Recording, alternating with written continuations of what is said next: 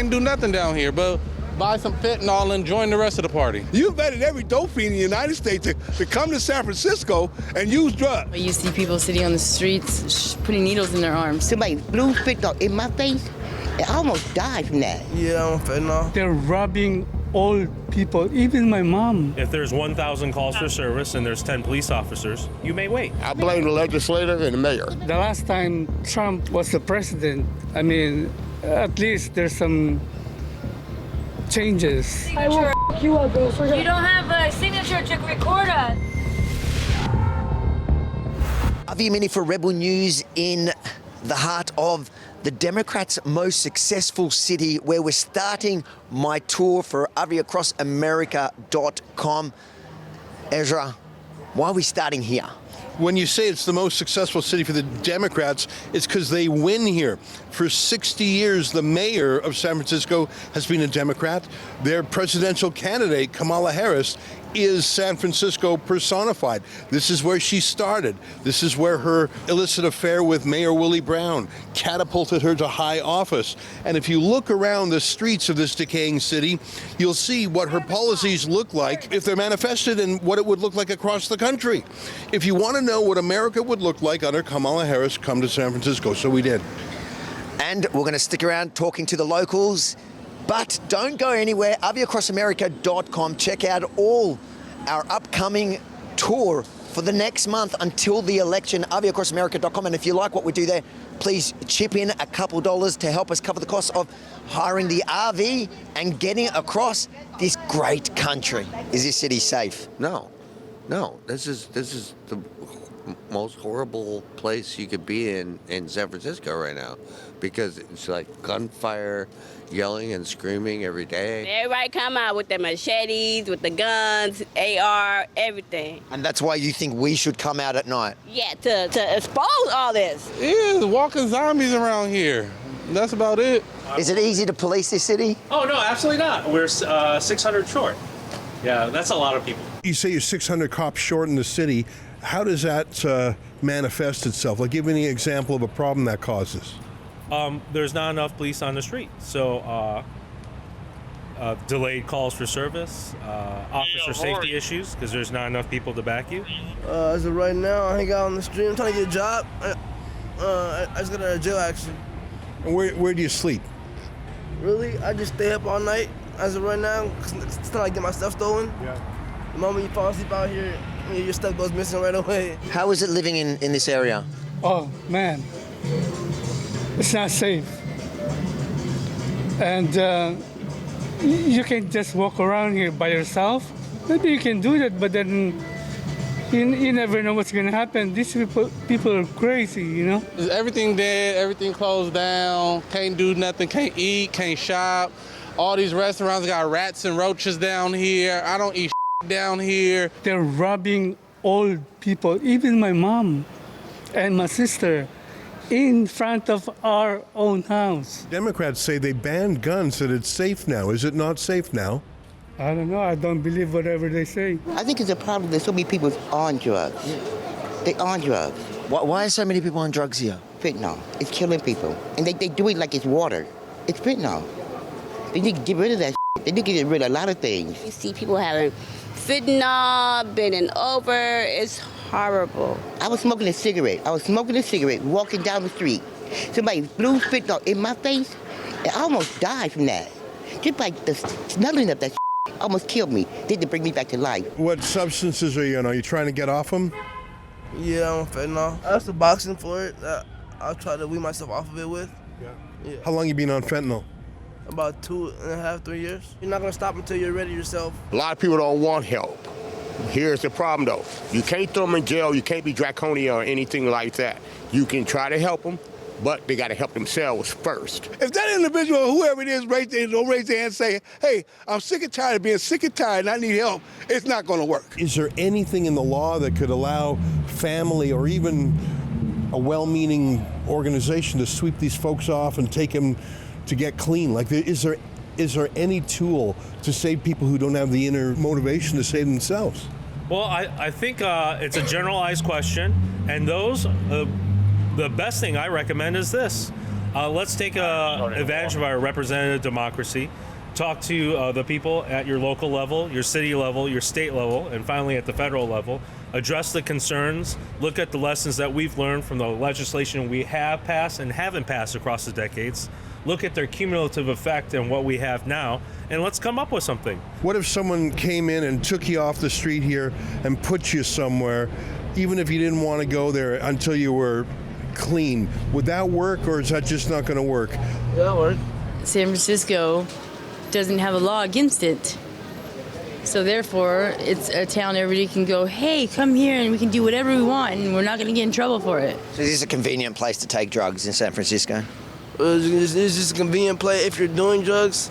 It's a convenient place to buy them. I use drugs here and there, just not like, all the time. It's just like, if I'm in pain or something, or if I need to move or get around, then I use drugs. Now you got people coming here from all kind of states, all kind of countries, and come in to use drugs and say, oh, gee, it's okay to use. We're going to put you and get you. That's not going to work. A bunch of people told me here that they have actually come to this city to use drugs. Is that a problem? Absolutely. How do you fix that? Well, that's a good question. I believe that criminal law enforcement, remember, it does not start with the police department. We're merely an arm of the people. The people of the state of California vote laws into effect. They try to legislate actions that can be of a benefit to the good people that live here. This police car itself tells the story. There's no way this is newer than 25 years old, this police car. The glass is starting to yellow. It looks worn out. You can, looking inside there, the seats are ripped up. Like this car looks like it's been keyed and vandalized. My point is, defund the police.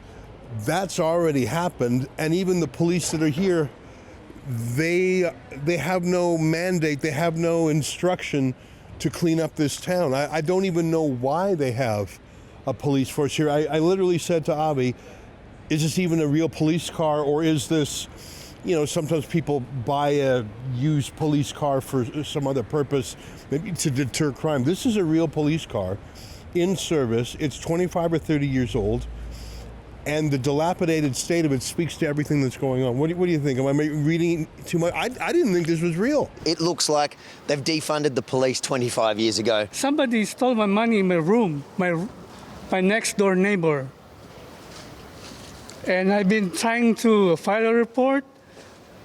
For 3 weeks, they just asked me to just come back. Would the police come if someone stole $500 from a store? Would the police respond to that in a timely way? I don't understand. Well, if it's a 911 call for service, police are required to respond. And your question is in a timely way. Well, it depends on staffing then, doesn't it? If there's 1,000 calls for service and there's 10 police officers, you may wait. And I just can't help but notice that the mayor, whose name is on this plaque, Willie Brown, that was the mayor who had an affair with young Kamala Harris. And in return for her sexual favors, promoted her to the highest heights of San Francisco politics. Not only is that a shocking story of sleeping your way to the top from Kamala Harris, but it tells you what kind of town this is, nepotism. And when you look around this disaster of a neighborhood, that is the political culture. Those are the policies and the ideas that Kamala Harris has had in her system. Well, I guess since she had Willie Brown in her system. The government, the system, none to breathe, because she ain't doing nothing. She is not doing nothing for this community. This is what the mayor wanted. She wanted a sanctuary city. For what? What did you thought was going to happen? You invited every dope fiend in the United States to come to San Francisco and use drugs. Really? We already had a drug problem before. But now this has gone beyond that. I blame the legislator and the mayor. Do you think change of government? Yeah. Please. Big time. Change the government. Get her out of office. Who do I blame for all of this? The dealers. You did the crime, pay the price. It's just that simple. All this with forgiveness? No, because that individual going to say, well, gee, I can break out this window, and guess what? They're going to give me a little small time.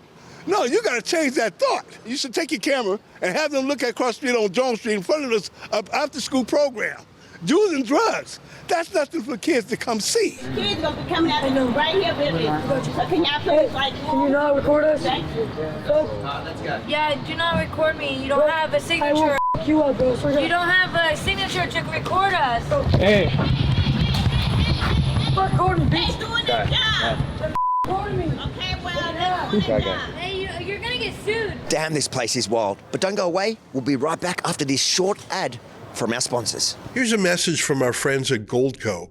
You know, Joe Biden may have dropped out of the race, but he's not done just yet. Will he jam through his hidden tax trap at the last second, right before he goes? Where he could raid your retirement funds, supercharge your income taxes, increase your utility and gas prices, and inflate costs on things you need to live.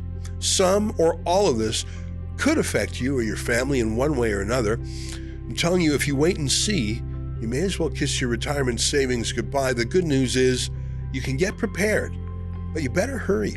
Reach out to Goldco today to learn how precious metals could help protect you and your family. They're offering you a free 20 to 25 gold and silver kit, plus up to a 10% instant match in bonus silver on qualified accounts. All you have to do is visit Rebel News 4, that's the number 4, gold.com, rebelnews4gold.com. Your retirement funds, income taxes, gas prices could all be affected. Visit rebelnews4gold.com. It's rebelnews4gold.com. Do you think Kamala Harris could make the rest of America like San Francisco, as good as San Francisco? Yes. I'm very confident in that. For me, I'll go for Trump. The last time Trump was the president, I mean, at least there's some changes. You got people illegally here, and we got to pay for their tax. No, that's not right. Because whatever we do, you can't go in their country and do that. I'm not knocking it, but it's not fair. We're a Jesus Christ-based organization. Every weekday we have a food pantry, which is going on right now. It's a food pantry. You know, the people who live here get a bad rap because honestly, there's people who come from out of town in other areas in the Bay Area. They come over here and they commit crimes here. Well, actually, you're probably the first person I've met here today that has told me they've come to San Francisco for anything but drugs. Is this a warning to the rest of the world? There's many parts of the world, including Australia, that are talking about legalizing drugs. Do you think San Francisco should be considered as some sort of warning? Exactly. It's a warning. There are people coming here as a safe haven, not only to do drugs, but to deal drugs, to distribute them. Can you get off your camera, please? What does it mean when it says it's a transgender district? So different districts across the city have different organizations that support different cultures. So with everything going on in this crazy city, at least we could see they got their priorities right by painting the crosswalk in the colors of the transgender flag. We're in the heart of the San Francisco neighborhood called Tenderloin. There are drug addicts lying in the streets. There is crime that is so pervasive the police don't even respond to it. We spoke to a cop who said there's 600 police officers short. Everything is dilapidated, infrastructure is crumbling, but the public policy priority for this city, which has had a Democrat mayor for 60 years, is to have a whole team put down transgender crosswalks. If you want to imagine what America will look like under Kamala Harris, look at what her hometown looks like. This is the priority in San Francisco. That don't mean We'll fix the problem. Painting the road is not the problem. Painting this is not going to get these people off of drugs. Thank you, brother.